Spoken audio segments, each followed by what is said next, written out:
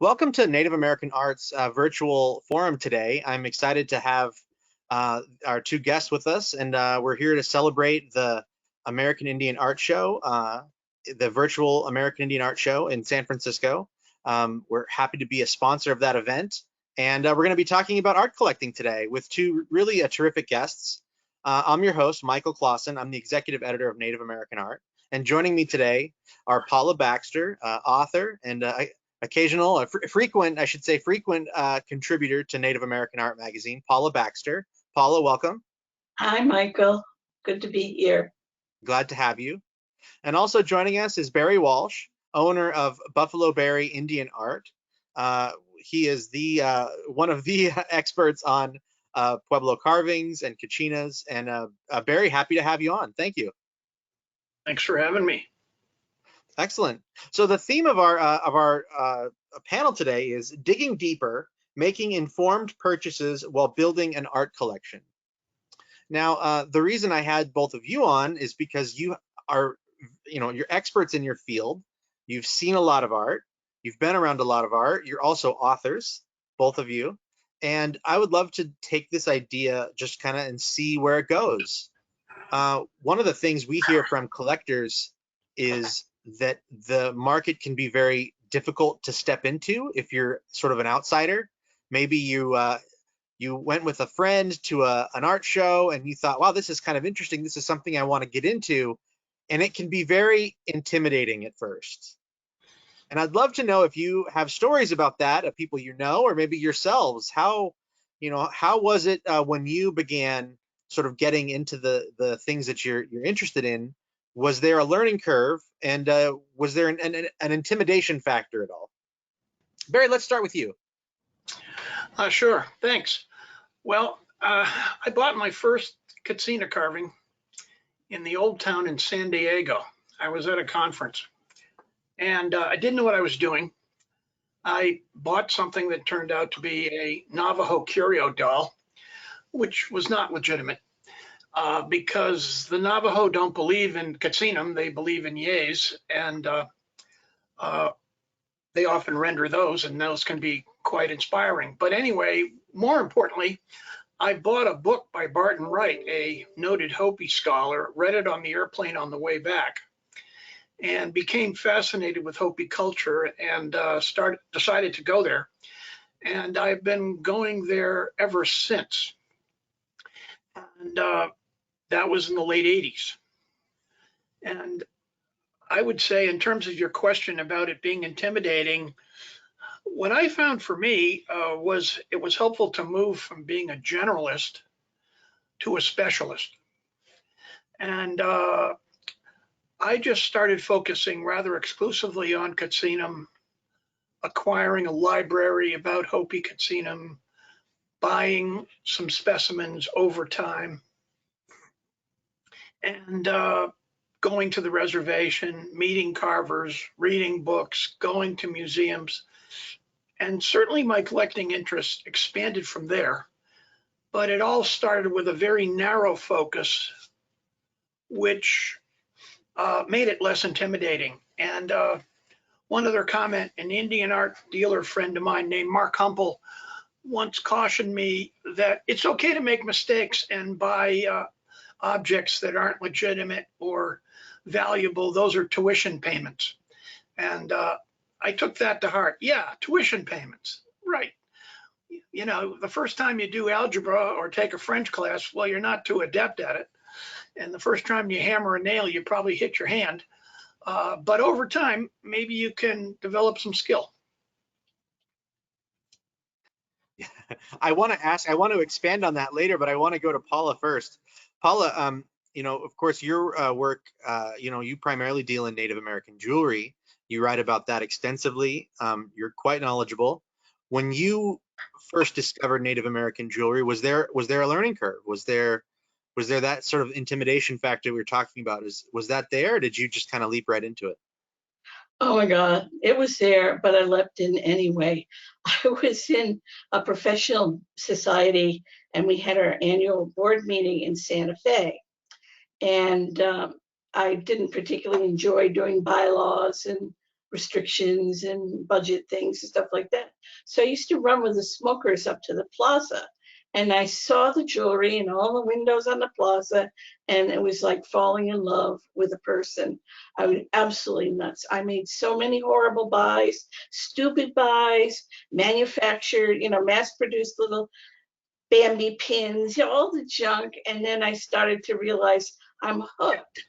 And I remember I was living back in New York State then, and there was a local fashion discount business called Sims, and they had this cute slogan, an educated consumer is our best customer. And I thought to myself, by God, if I'm going to be dropping money like this, I need to how to collect from my budget and this and that and the other. And then because I was a trained art librarian and design historian, I started looking at the literature and I said, what crap? I mean, that's not true for every bit of it, but there was the literature of Native American jewelry has not been well served over the years, with a few shining exceptions. So then I thought, well, hey, let me collect, let me write. I always was writing, and I was curating exhibitions. Let me get into this big time. But when I really made the breakthrough from being intimidated is when I started connecting with people. So books, you name it, internet back in the 80s. I mean, I could go on forever, but yeah, it was exciting. Plunge in and then get worried. Well, this idea and Barry, you kind of alluded to it too, your tuition payment story. This idea that sort of bad purchases are sort of likely to happen. And one of the things we were talking about yesterday was we shouldn't get discouraged. A new collector should not get discouraged. They should maybe just focus on maybe some more research. I mean, Barry, what would your recommendation be as far as moving past those early sort of bad decisions? You have to do your homework. I think Paula was referring to that as well. Reading the books, and for me, the best homework was going to the reservation, meeting carvers, talking to them about the katsinam they were making, going to the ceremonies in which the katsinam appeared. The wood carvings are representation of the ceremonial participants. So I immersed myself in it. And as a katsina carver said to me, Spike Satala, a while back, I said to him, Spike, I've been coming out to Hopi land for 25 years. Why is that? And he said, Barry, it's mystic. And that's about right. It's a beautiful, austere place with a very rich culture. One reason I was drawn to Hopi land is the culture is still very much alive. The religion is still fully practiced. The carvings represent their core beliefs. But if you throw yourself into any art medium, you can find the richness in it if you drill down. And I think, in a sense, Paul and I are talking about the same thing in very different media. I'd love to know where sort of, where your repositories for information are. Paula, I'm going to start with you. Are there places, when you're researching one of your books, where do you find you glean the most information from?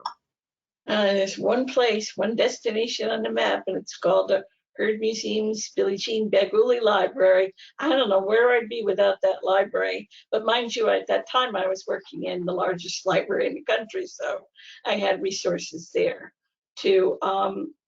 I just decided that I would get in and try to do the best I could. Books are what I always turn to first. And as I said, but my generation was busy also putting computers into libraries and things like that. So the internet still hadn't developed to the point it was today, but it was looking, three things: books, looking, and then connecting with other dealers, Indian traders, and for me, particularly Indian traders had a wealth of details and abilities it would just make me scream. Why doesn't somebody sit down and get all these guys, and they're mostly guys, interviewed and pull from that collective wisdom? And and I just kept going from there. But that's why I did turn to writing, because, and I got gypped, I got really screwed financially.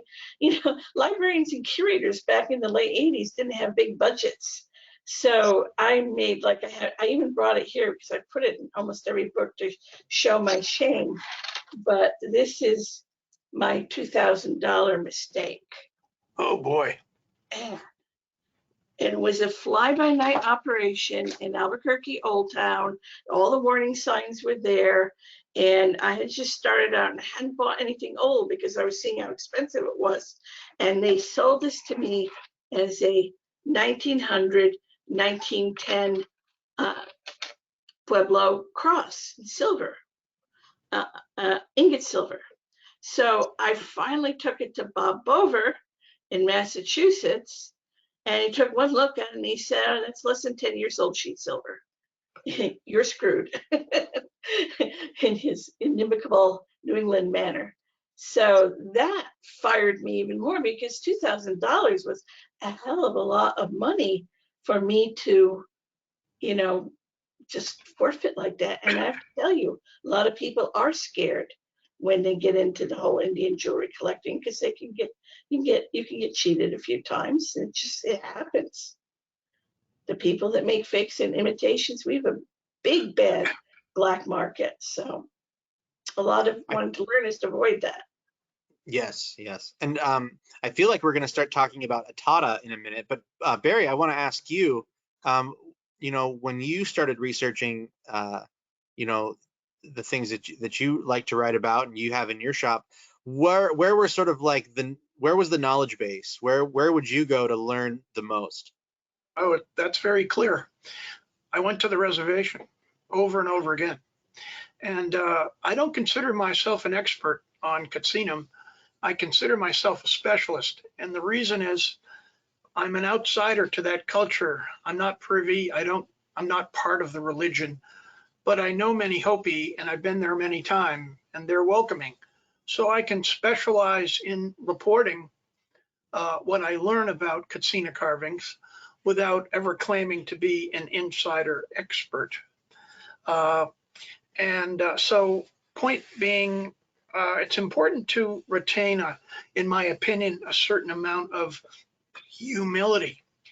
Now, like Paula, I have a different profession. I'm actually a psychotherapist, and I've written several books on suicide prevention and self-injury. And for me, Indian art became a respite from the heavy things I would do in my main profession. But since I was already a writer, I decided I wanted to write about katsina carvers since I had some writing skills. And the wonderful thing about that is I'd go and meet with relatives of deceased carvers, and they were actually delighted that someone was interested in their deceased relative. They were happy to tell me the wonderful stories about their grandpa or their father or their uncle. And I started to writing a series of articles about these different carvers over the years. And then when I did my book on the great tradition of carvers, I included contemporary carvers so I could go meet with the actual artists and enter their world and get to know their homes and their families and their workshops. And it became far more intimate. So don't get me wrong, the books are invariable references. They go back to the 1890s. I, like Paula, have had great assistance from places like the Herd, the Museum of Northern Arizona, the Peabody and Cambridge part of Harvard. Those academic sources are very important, but they only take you so far. And dealing directly with the artists and the relatives of the old masters, what a great privilege it's been. Going back to Paula, you had mentioned the Herd library there. Do you physically go into the Herd, or do you use the online component of it? No, they really like you if you know a bit about anything to use online. So I do that a lot. But when it's time to go to archives, but I got to tell you right now, their finest resource, which they certainly don't have the money or time to put online, are their artist files. And I have found the answers to so many questions in those artist files. And I'd like to say that, give a word or a plug for ephemera, for things like that that have been clipped out of an old newspaper or an old gallery program or things like that. I have found so many riches in delving into that kind of material than have, and I couldn't, as I said, the way things are, you couldn't really depend totally on books. But I also like what Barry said about, I had to set guidelines for myself. This is not my culture. So I had to tread carefully. And the number one thing I said with like my very first book was, I am not talking about ceremonial jewelry. I am only discussing jewelry which is on the market. And I've pretty much adhered to it. Every now and then things have loosened up culturally, like among the Navajo, that they might talk a little bit more about something or this or that. But I'm very mindful that in being an Indigenous ally, you must be 100% respectful. So even in your research, and also at the same time, I want to say something and then I'll shut up. You know, John Adair's famous Navajo and Pueblos silversmith's book, which he did as an anthropologist doing a research on the reservations, he ran into the danger of sometimes people will tell you what they want you to hear, what they think they want, what you think they want to hear, and that you need to be kind of careful. It's long days have passed since the ages of informants. And now what we need to do, is to meet with family, friends in Native cultures and, attack the whole thing together. If I could pick up just for a moment on what yeah. Paula said, I've been very careful in my writings about Hopi Katsinam to indicate I write about carvings. I don't write about the Hopi religion. That is not something I know about, nor should I. And I just echo what Paula said regarding a different art form. That was actually a question I wanted to bring up later, but I think now might be a good time, and we've kind of addressed it already. But as collectors become more informed, they might venture down into the path that is the more sacred for the more sacred objects. And I'm curious as to what sort of things should we be cautious of, Barry, with carvings, and then Paula with jewelry. What are some things that maybe we should just have more reverence for and maybe steer clear of? Well, I've been trained by the Hopi as to what I should deal in and what I should not. So anything that the actual katsina ceremonial participants use, I should have nothing to do with. And including accoutrements like dance wands or rattles, or and certainly nothing to do with their appearance. I restrict myself to katsinam, but even that gets complicated because there are controversies among the Hopi. There are certain katsinam, they say, that are chiefs or important ceremonial participants that shouldn't be carved. So I try to be sensitive to that as well. I don't want to piss off the Hopi because I want to be respectful and collaborative and have an ongoing relationship with them. So it means keeping your eyes and ears open. Here's an example. I bought a dance wand a number of years ago, and I put it in my booth in Santa Fe, and I took a picture of my booth and posted it on Facebook. And a member of the tribe of some leadership stature contacted me. He's a friend of mine. I bought katsinam from him. He said, "You shouldn't have that. That's a ceremonial implement." I immediately returned it in exchange for other things. I was luckier than Paula. I didn't end up stuck with an extremely expensive investment that was not useful to me. So I listened to that person and dealt with it accordingly. And fortunately, the dealer that sold it to me understood. And what he did with it that was up to him. I indicated to him that the tribe felt it was sensitive. So you have to be sensitive to the market. And I think a customer who is dealing in native material it's appropriate for that customer to ask the question, is this material in any way considered sensitive or culturally problematic? And that's a very important question to be a respectful collector. That's thank you for the insight there. It's really terrific. And Paula, are there things with jewelry that kind of fall along those same lines? Things that collectors might want to be cautious of? I have a little bit better than Barry, and I'm lucky because for the Native people of the Southwest in particular, they wear their jewelry a lot, and they will even pawn their best piece in a trading post and then get it back when they will use it for ceremonial functions. So I didn't have to worry about stumbling over something per se. And what was interesting to me was that as time went on, when you study the history of jewelry, like I had to do for this book I've got sitting, hopefully published this year, is to realize that over the decades, they opened up about their design, and they allowed certain aspects of their design to be more noticed or permitted. Good example was Zuni. When Frank Hamilton Cushing had, bombed into the village, made himself a resident, and then run back to Washington and written a book all about him. By the way, they still hate him on the reservation. They hate him with a passion. The people learn to sort of give you or push toward you something that they made, a knife wing or a rainbow man or something of that nature.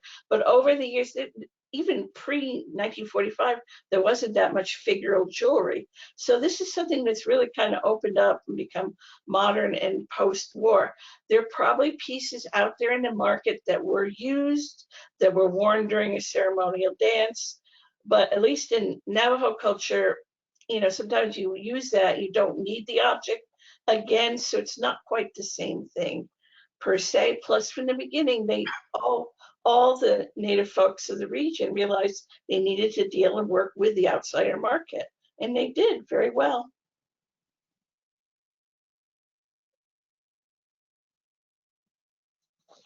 Oh, we lost you.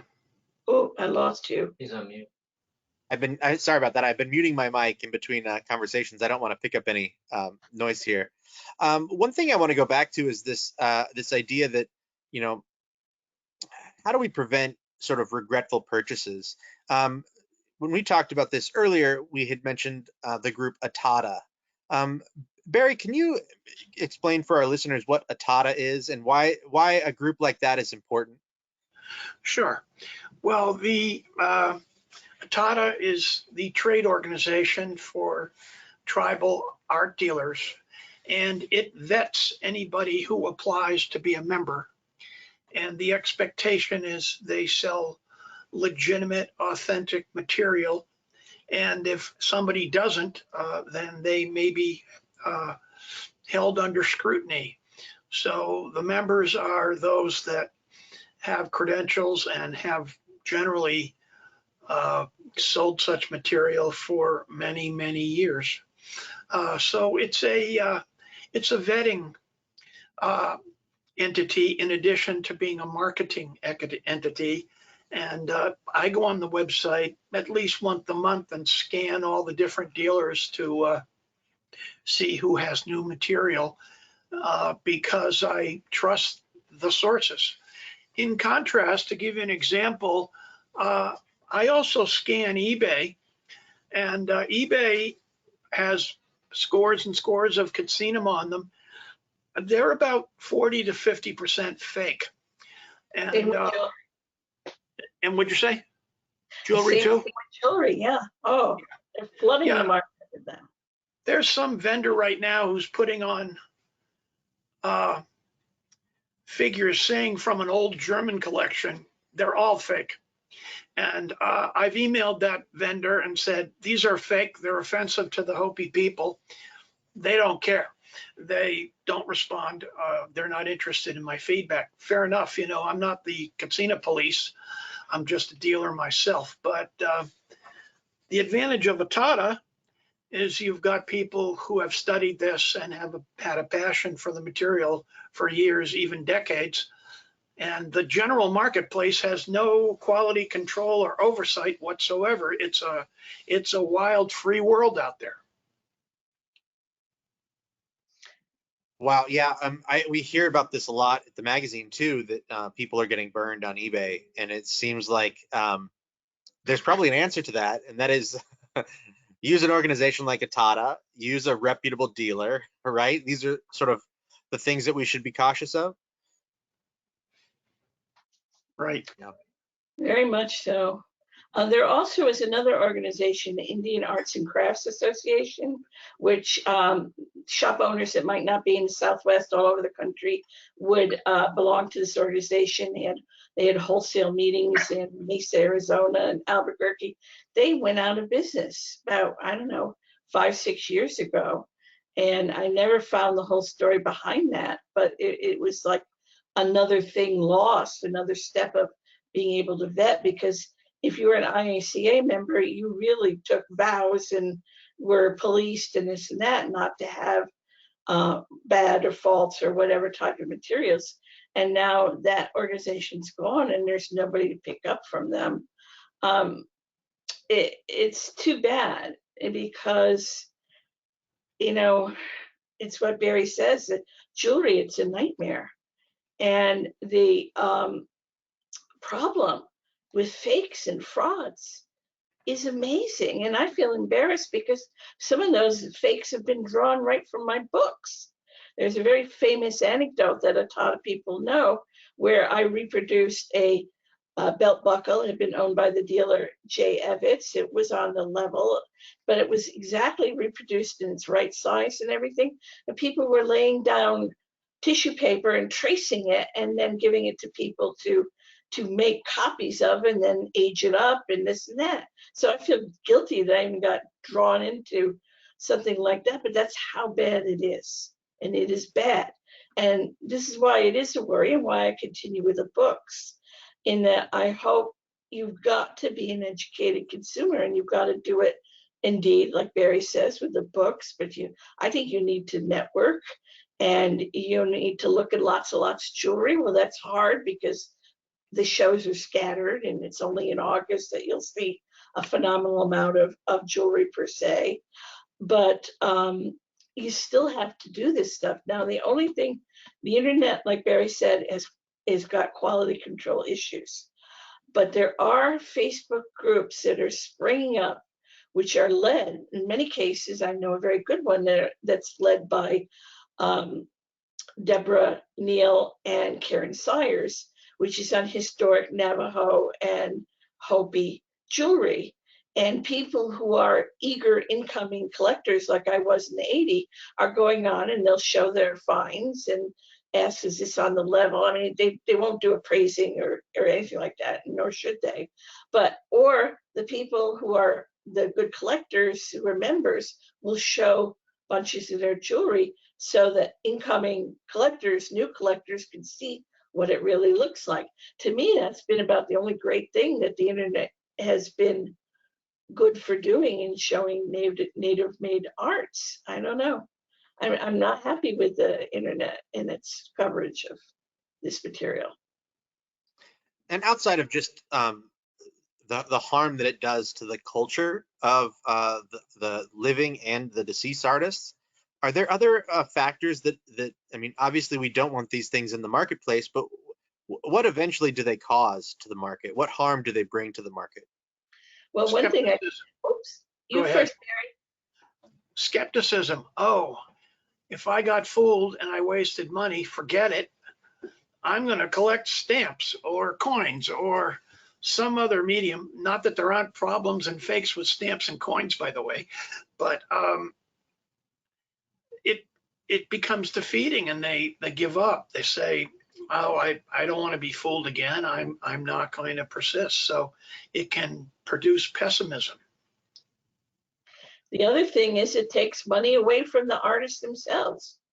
and it has gotten so bad that and here I will say Gallup would care because I adore Gallup, and I think it's actually an interesting marketplace to get to know the post 1980 jewelry market. It won't help you in Gallup at all if you want antique or vintage, but to really look at a lot of jewelry, if you can't do that, the internet's good, but there are people now who are actually imitating living artists and then selling stuff.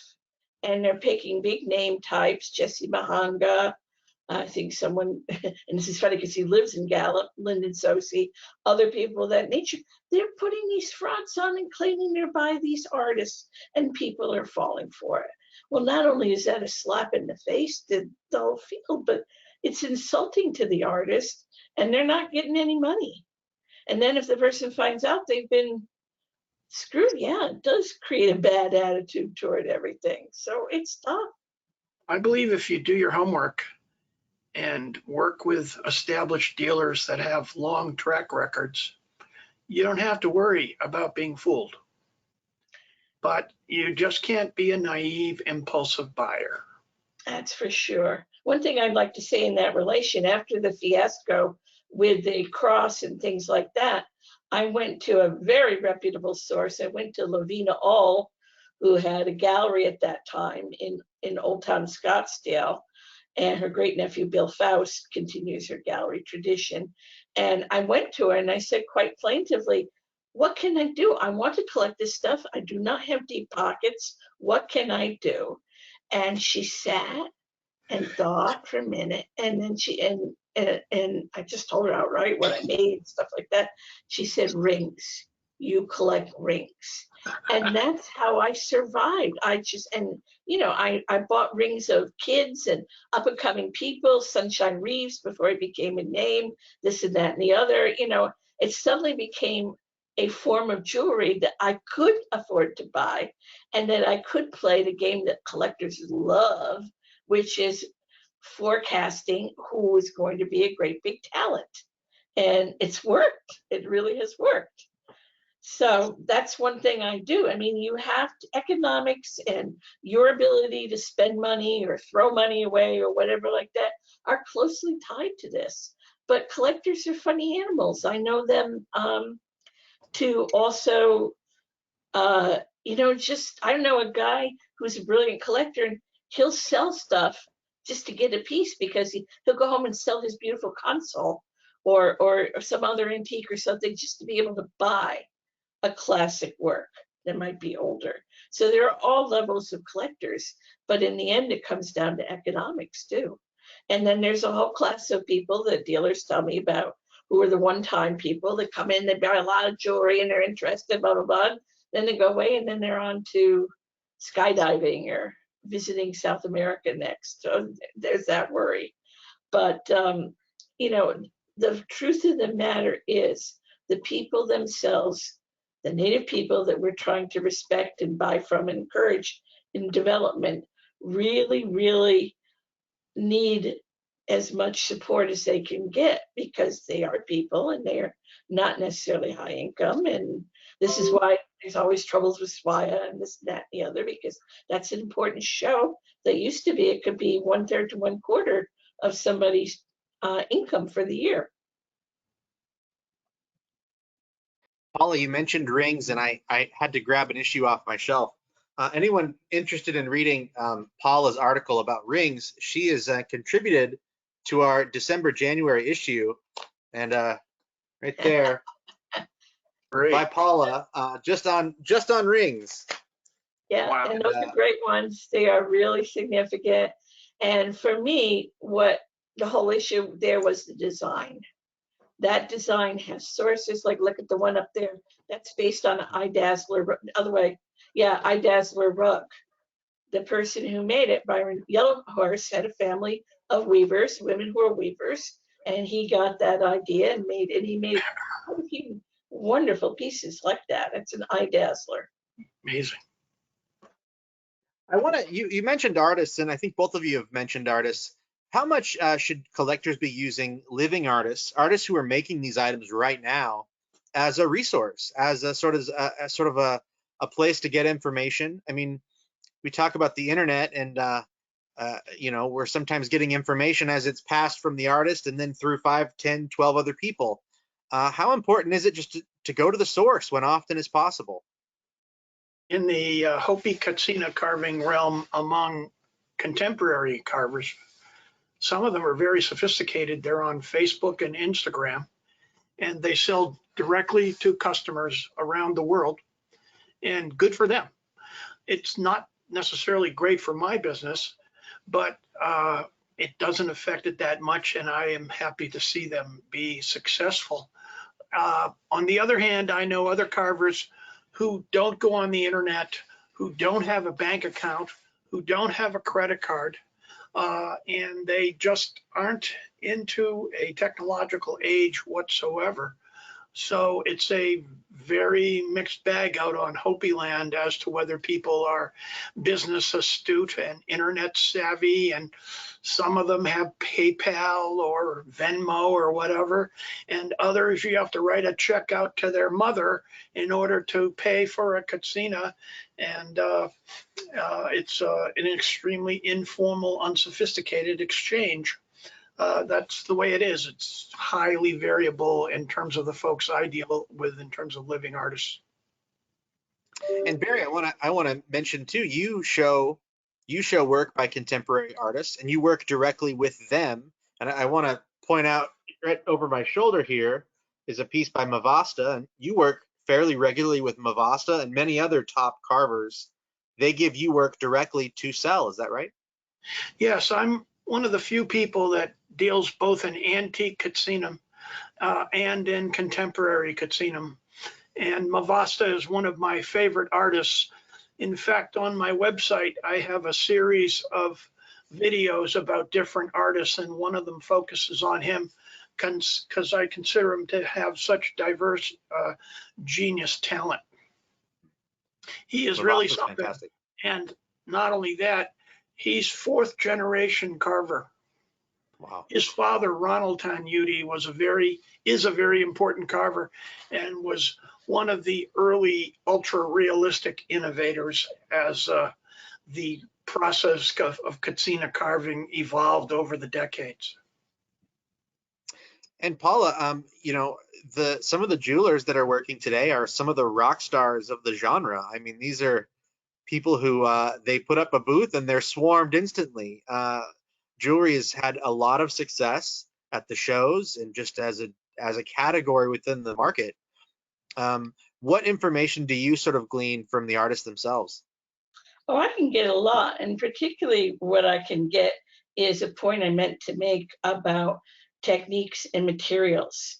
Because with jewelry making, there are different, there are problems with getting materials now. The good old days before World War II, when you could get turquoise and coral like that and this and that, have all changed.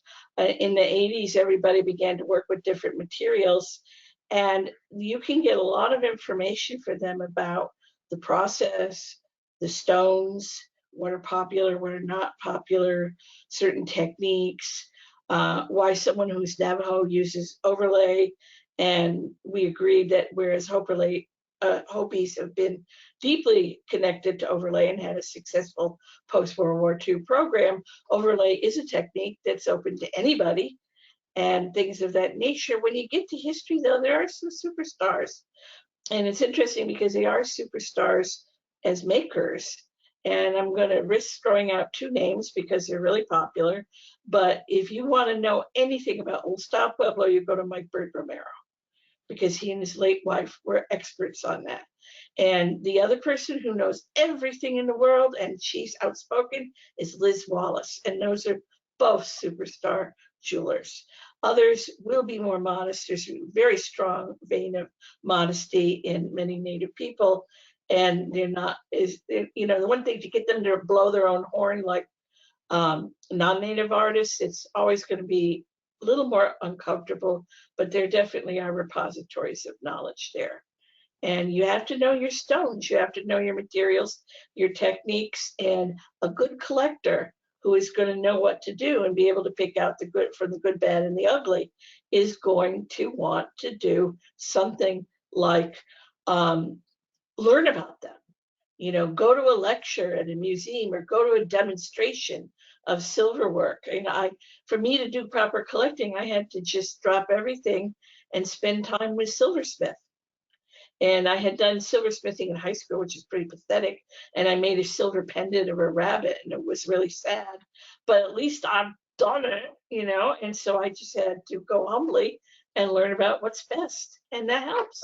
Knowing the structure, the materials, the nature of the materials, the styles. You can date things that way.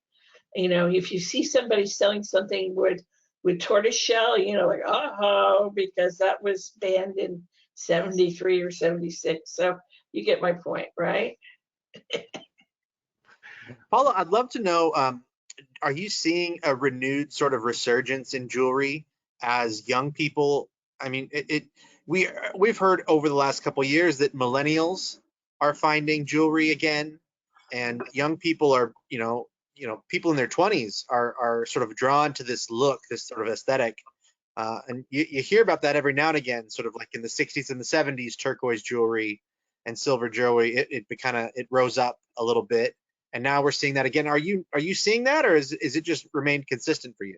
Yeah, although it's mostly dealers I'm talking to. There was a British curator who came around and has done a lot of research and written a very important book about the Indian jewelry business called Surviving Desires. And in the back of the book, she was interviewing people who were saying that they were very much worried that there wasn't a resurgence of collectors. Now, of native makers themselves, it's kind of not clear yet. Although I'll tell you one thing, if I go to Santa Fe, the week before market, when a lot of the older jewelry shows and activities, and then there's that one show always held in the El Dorado, which is a mix of everybody. The number one thing I see everywhere is jewelry. I have never seen so much bloody jewelry in my life as I have in the last 5-10 years. About 15 years ago, there was a lot of talk among collectors saying, where's all the good stuff? People are sitting on it. And then, you know, something gets released and oh, well, there we go. You know, it's a hard, bottom line, what I'm saying, Michael, is it's a hard question to answer. I sure see more jewelry than ever before, but if young people are attached to it, I'm not necessarily seeing that. Barry, I felt like you might have wanted to say something back there, and I might have cut you off. No problem. I wanted to elaborate on my initial comment recommending specializing. And I didn't mean to imply that you find one art form and that's the only thing you ever collect. In fact, if you specialize in one, then it's likely to expand within that tribe or within that region. So I went from Hopi katsina to Hopi baskets to Hopi pottery to Hopi jewelry, and that led to other jewelry. And then I decided, you can see one behind me, a plateau beaded bag. I decided I love the folk art charm of plateau beaded bags. So I didn't know anything about them. So I started reading about them, but more importantly, talking to my fellow dealers from the Northwest area of the country, Oregon, Washington, British Columbia, Montana, etc. And I started to acquire those. And that eventually led to me adding, I was on a kick over the last 2 years of buying Apache beadwork and Apache baskets. So over time, I've been more of a generalist, become more of a generalist, but I've done it cautiously, researching each medium as I expand. Last year, I bought a lot of books and read a lot of citations on Apache material. So I'm giving the same message, but indicating there's certainly flexibility available in terms of pursuing something carefully, but yet becoming ever more generalist if your eye is attracted to different media. I I agree. I mean, I've got the same thing too. And I moved out here to the Southwest 4 years ago. I'd never owned a house before. I always lived in tiny New York City style cramped apartment. So I've been collecting paintings, and you can see some behind me. And we've been going to the reservation a lot. I started going out to the reservation about 87, 88, and keep going back over the years, and we collect Navajo weavings. We do pitch pottery. I've been collecting little folk art. You know, I'm decorating a house, so that allows me to do that.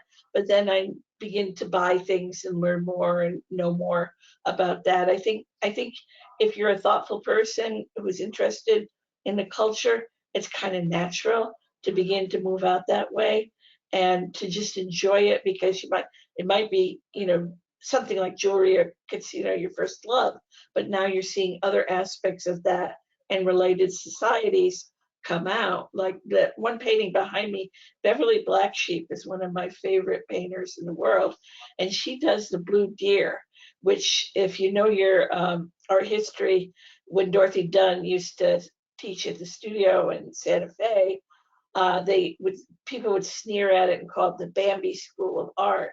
So I decided I would begin to collect Bambi in various rigs, and because that was wrong. And there's a great deal of love in depicting that kind of imagery, and so you just go from there. Yeah, it's all interconnected. I'm convinced of it. Barry, I don't want to neglect you. I know that you have some carvings right there at the ready. Might want to show us. Maybe you can, show some of the carvings you have there, and we can talk about them a little bit. Yeah, I'd briefly like to show you some examples from 1880 to the present. 140 years of katsina carving. And here's the first one. It's a little tiny rectangle. Whoops, get it up there. Pretty simple form, isn't it? Nice. That figure is Hahaiwuti. She's the mother of the katsinum. She's said to personify womanhood. And it's incredibly simple. It's essentially a rectangle, roughly hewn out, no legs, 3 stripes indicating the 3 worlds of the Hopi before occupying this, the 4th world, and also previous generations, the present and future generations. So this is the earliest form said to be of Hopi katsinum. Here's an example from the 1920s. Notice that it's full figured. The hands are minimally and arms are minimally executed. They're in what's called the tummy ache position. There's no movement, they're static. This is Alusaka, a germination figure. So this is certainly a lot more sophisticated than this. Sorry, I'm having camera reversal issues. But 1920s. Skipping along here, by the 50s, look what we have.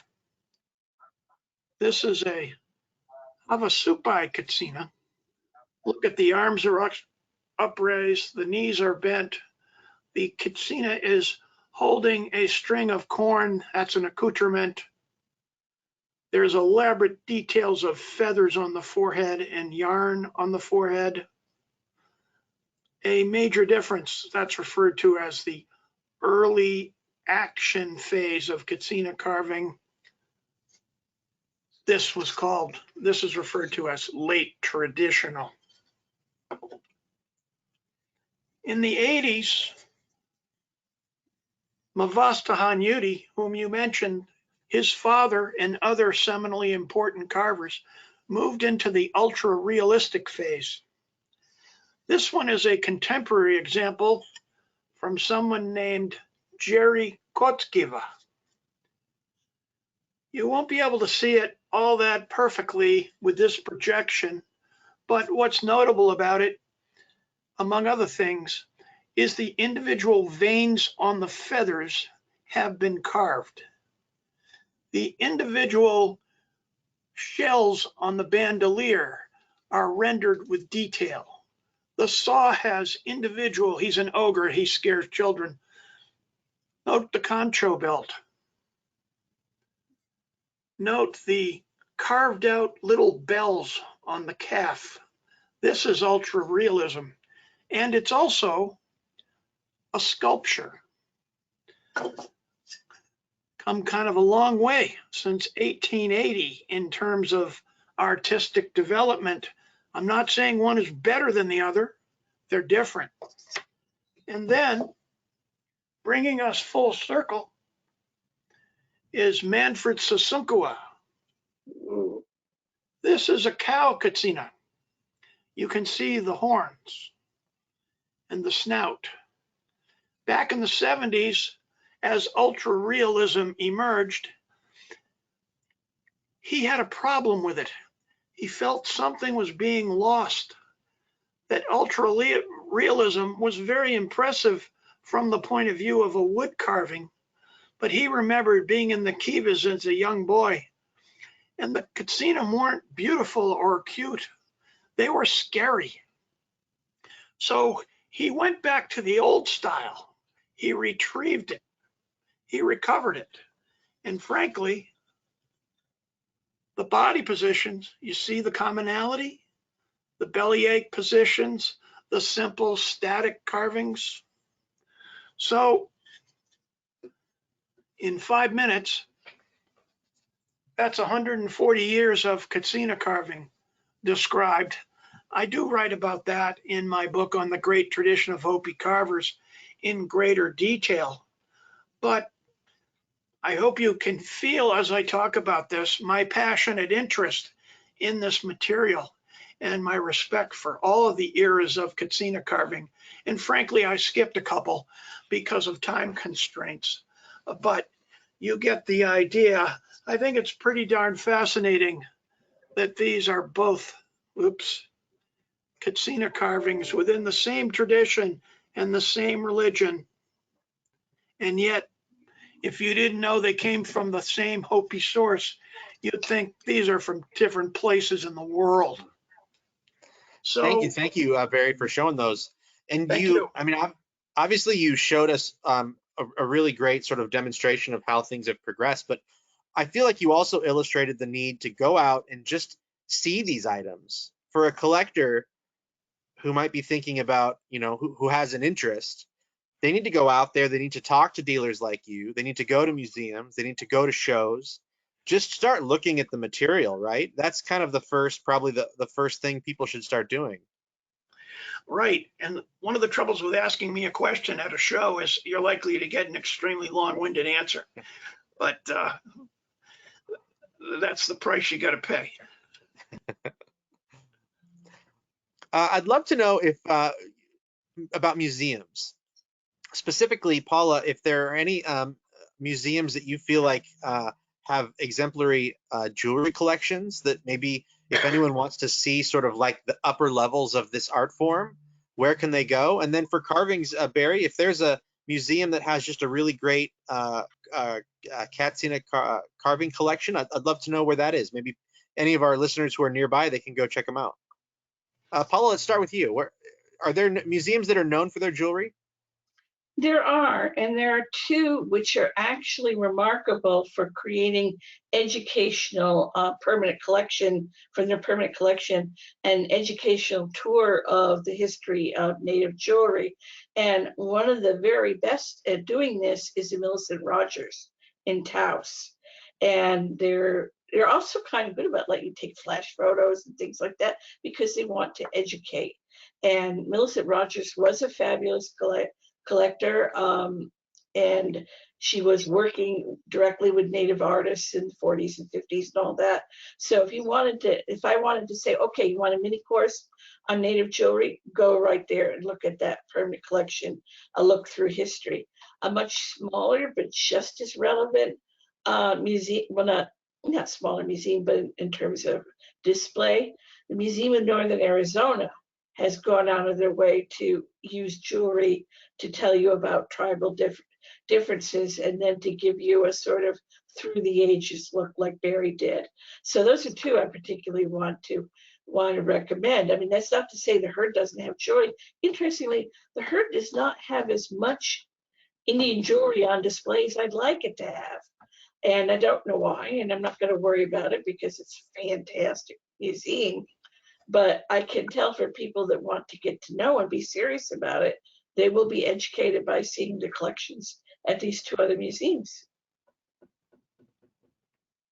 You're muted, Michael. Yeah. Sorry, I feel like I'm doing us all a favor, and then I forget to turn my mic back on. Paula, what about the Smithsonian museums? Are they known?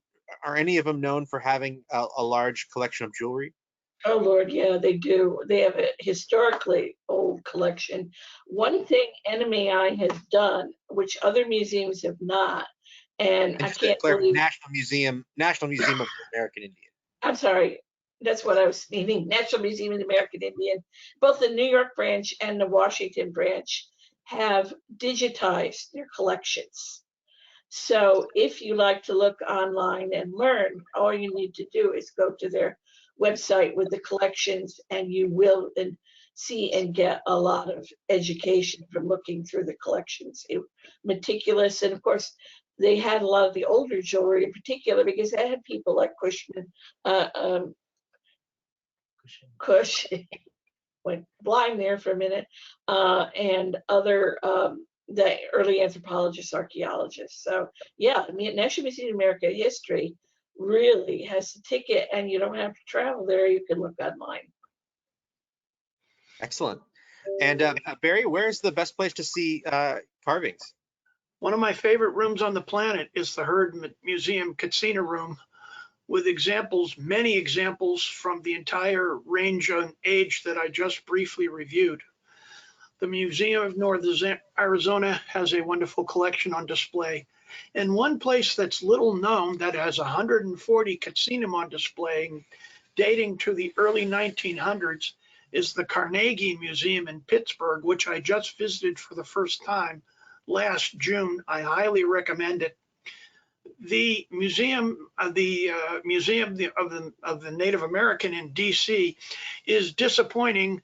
They have in the collection an amazing number of early Hopi Katsinam, but they're not on display. But as Paula indicated, you can see many of them online, and even the major museum in New York City, I'm blocking on the obvious name, has a significant collection of Native American Hopi Katsinam especially. Those would be the main recommendations if you access the ones in storage at the Peabody Museum in Cambridge, Mass, because you have an academic interest. That too is an astonishing early group of Katsinam. Those would be my main. There are some in Germany. I've never visited the collection in Berlin. I would love to do that someday. Excellent. Well, thank you both so much. We're going to start wrapping up. I did want to see if there was some questions. I did have some people email and message some questions, and I did want to get to those. The first one was about gift shops, museum gift shops. Are those good resources for both for information, but also for purchases? Can either one of you elaborate on museum gift shops and how that might be beneficial to collectors? Sure. Sure. Go ahead, Paula. Okay, I'll go ahead first. I built a lot of my contemporary personal collection as a tourist coming out to Arizona, because I came out frequently over the years. I went right to the Herd Museum for contemporary materials because they had a great selection, and they had several sources of information working at the shop who would always steer you right, and that's Bruce McGee, the manager, and Laura Cardinal, who works in the collector's room. I would definitely recommend, and I do, when I write a little bit about what collectors should do in my books, I say, if you want a trustworthy resource for contemporary jewelry, go to a museum gift shop. And this can be echoed up and down all over. Even the little Amarind Museum in southern Arizona has a fantastic little gift shop where everything is vetted and you're not going to buy a fake and you're going to buy something that's kind of in the style of the time. And plus my education has been broadened by museum gift shops. There are not so many of those back east. I That's where I've been for a long time, obviously, but out here in the Southwest, I would say, my God, that's a front line for beginning to be a collector for contemporary pieces. I agree. Museum gift shops are responsible, vet their material, and often sell very valuable books on these topics.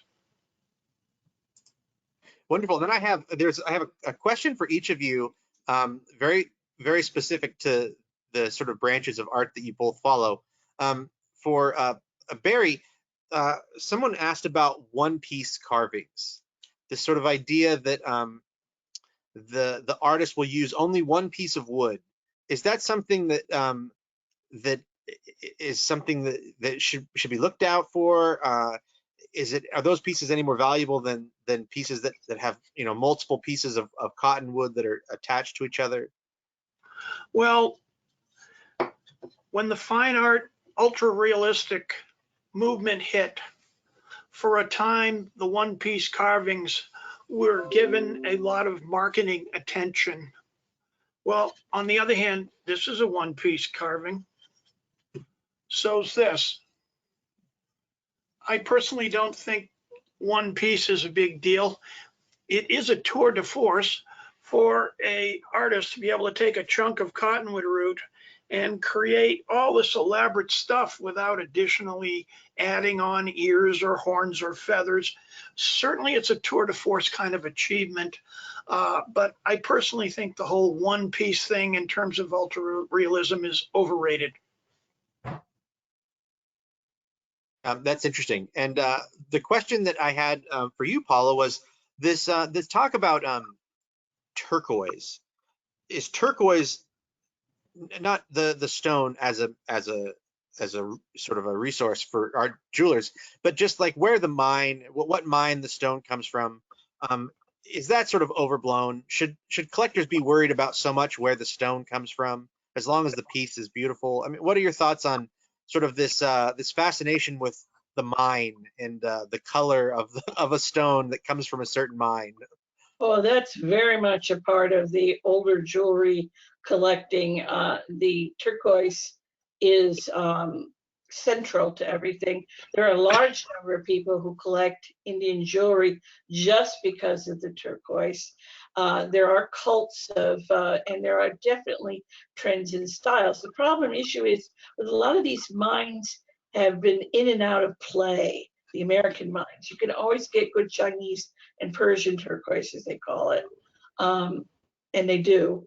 But there is a whole love for American turquoise mines, and there are also fads. Some of the high-end artists now for a long time, it's been Moon Mountain, Leander Blue, but you know, good Morenci or Bisbee is something. Yeah, there's a whole connection between turquoise and collecting, and there are just a lot of people just collect the older turquoise in their jewelry, and that's natural turquoise. Stabilized came in around the time of the war. There are a lot of purists that don't want anything to do with anything but natural turquoise. Can I ask a question, Paula, about turquoise? Yeah. Sometimes I see a little bit of turquoise about as big as the end of your pinky, and they're identifying it very definitively as Bisbee or Mine 5 or whatever. Are they really able to do such precise identification from these small stones, or is that hype?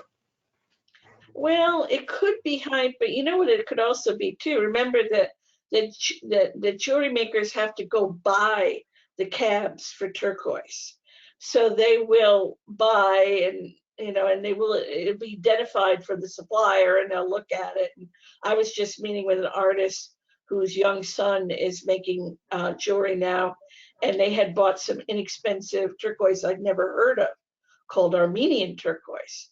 So a lot of the knowledge could be definite because they trade with cabs and they look for turquoise and they have suppliers. So my answer to you would be most of the time, unless it's a dead fake, they know what they're putting in. And it's a money issue too. Some Thanks people a lot. can't afford to work with the people. Appreciate it. We definitely hear there's a lot of hype around turquoise stones. Oh, And yeah. I think the great example is, Lander blue. Depending on who you talk to, there was only several hundred pounds of Lander blue that were even mined. But I mean, just in the time of my short career, I've probably seen several thousand pounds of Lander blue. So everyone has Lander blue, but so I can understand why a collector might be sort of skeptical of what they're seeing. Well, that reminds me too to say, but before that, going to the Tucson Gem and Mineral Show at least once or twice in your life could be a fantastic education. Plus, it's fun. So I'd say anybody who's going to be a serious jewelry collector should be thinking about, I'm not saying that you have to become an authority. And turquoise, you can be fooled by turquoise. People know how to fake it as easy as anything else. So it's just a number one of the list of things. A number of the list of things that you need to do and know about to be a good collector. Well, excellent. Thank you both so much for being on the virtual panel today. I'd love for you, if you don't mind, take a moment to plug anything that you're working on. Paula, I know you have a book that you're working on, but you've also done several books before now. Would you like to mention any of those? The book I'm working on now will probably be the superstar of the bunch I wrote. And it's called Navajo and Pueblo Jewelry Design, 1870 to 1945. 475 photos and a little bit more text than usual. I'm doing that to replace the book that made my fame in the collecting world, which is this. I'm so proud of this book, but it's 20 years old, and one makes mistakes and things like that. But the honor of knowing that this was a decent book was that to this day, when I go to antique show, if anybody's selling old silver or anything like that, they will have this book on their counter and they will be showing it to would-be purchasers. And by the way, if everybody wants to laugh, here's the infamous belt buckle. Oh. And you see, you could put a piece of paper down and trace on it just the right size. Yeah. I've also done a book called Pueblo Bead Jewelry.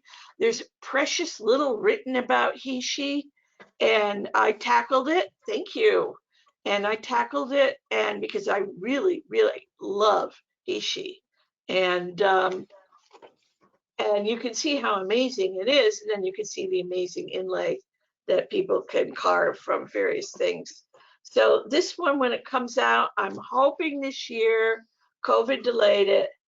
And meanwhile, I'm working on part 2, Navajo and Pueblo Jewelry Design, 1946 to 2025. I think that book may kill me. Well, I can't wait to read it when it's done, both of them. Barry, where can any collectors or viewers today, where can they see your offerings? Oh, there you go. This is the first book that I wrote with my daughter, who's the photographer, and it reviews famous carvers 1880 to present. It's available through Rio Nuevo out of Tucson. I just submitted a second book to Rio Nuevo. It will be called Hopi Katsina Anomalies, the Unusual, Rare, and Unique. Ooh, And I just submitted it. If last time is any indication, it'll be out in about 6 months, but that's unclear. And I would also mention, Michael's been kind enough to ask me to contribute a couple of things to a Katsina issue in Native American Art Magazine, which I believe is coming out in the fall. So assuming I write something coherent, I would refer you there too. Yes, and thank you, Barry. We're excited to have it. I've already seen some of the artwork, and it's really going to be great. I think our readers are going to love it. Well, thank you both. And I also want to make sure to give a plug to the show that we're sponsoring right now. It's the American Indian Art Show San Francisco. This year's show is being held virtually. It opened on the 18th of February and it runs through the 28th. So if you happen to have have some time to spare, you can view this wherever you have a computer or internet. It is at www.virtualamericanindianartshows.com. And everything is viewable there. Lots of great dealers and just some terrific art. And hopefully you'll go to that armed with a little bit more knowledge here from Barry and Paula. So thank you both, and to our viewers, thank you for participating. Thank you, Michael. Thanks for having us. All right. Bye.